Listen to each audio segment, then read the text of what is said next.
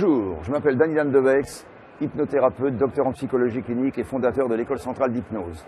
Là, aujourd'hui, je vais vous expliquer comment mincir sans privation, sans le moindre régime. En effet, quand vous prenez du poids, il y a trois raisons. C'est parce que vous mangez trop, ou parce que vous mangez trop mal, c'est-à-dire la gourmandise, ou parce que vous assimilez mal.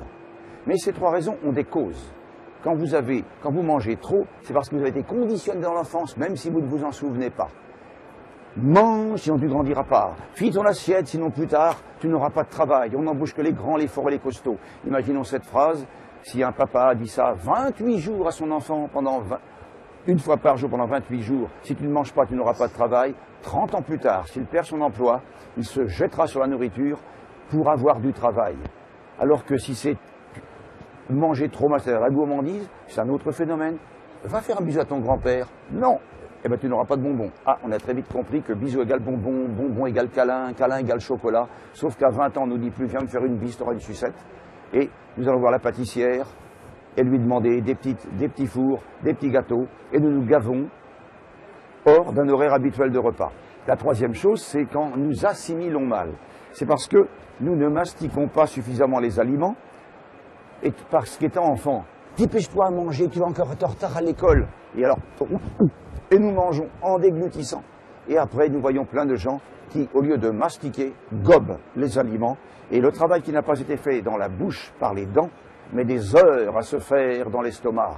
Plus les aliments restent longtemps dans l'estomac, plus ils nous profitent. Donc, par l'hypnose, nous pouvons programmer à mieux mastiquer, à mieux digérer, à avoir une autre idée sur les aliments, à ne plus avoir de pulsion sur du chocolat ou sur du fromage ou sur autre chose, des pizzas, de les pâtes, etc. Il suffit de regarder par exemple un point pour faire ce qu'on appelle une vision périphérique. C'est-à-dire, comme là en ce moment, je vous regarde en vision périphérique. C'est-à-dire que je regarde l'objectif qui est vous, mais en regardant beaucoup plus loin. Et nous pouvons aussi, vous voyez mon regard n'est plus le même maintenant, nous pouvons aussi nous mettre en audition périphérique, en kinesthésique périphérique, c'est-à-dire ressentir toutes les sensations de notre corps, externe et interne, estomac, foie, rate, pancréas, etc. Et nous mettre en olfactif périphérique et en gustatif périphérique, si bien que le petit défaut qu'il y avait est noyé dans l'immensité qui est autour de nous. Si je prends un papier et que ce papier, je le mets ici, vous le voyez automatiquement. Mais si je le mets ici, vous ne me voyez plus. Et ce petit papier, devant mes yeux, me cache l'immensité qu'il y a autour. Eh bien, bien souvent, un problème, c'est ce petit papier qui est devant nos yeux et qui nous cache l'immensité positive qui est autour.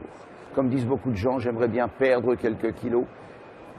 Lorsqu'on a perdu ses clés, on les cherche. Lorsqu'on a perdu du poids, on le cherche. Donc c'est se débarrasser des kilos superflus, simplement en se reconditionnant autrement avec l'hypnose. Et bien maintenant, vous avez une petite idée pour savoir comment mincir grâce à l'hypnose sans avoir besoin particulièrement de faire de régime.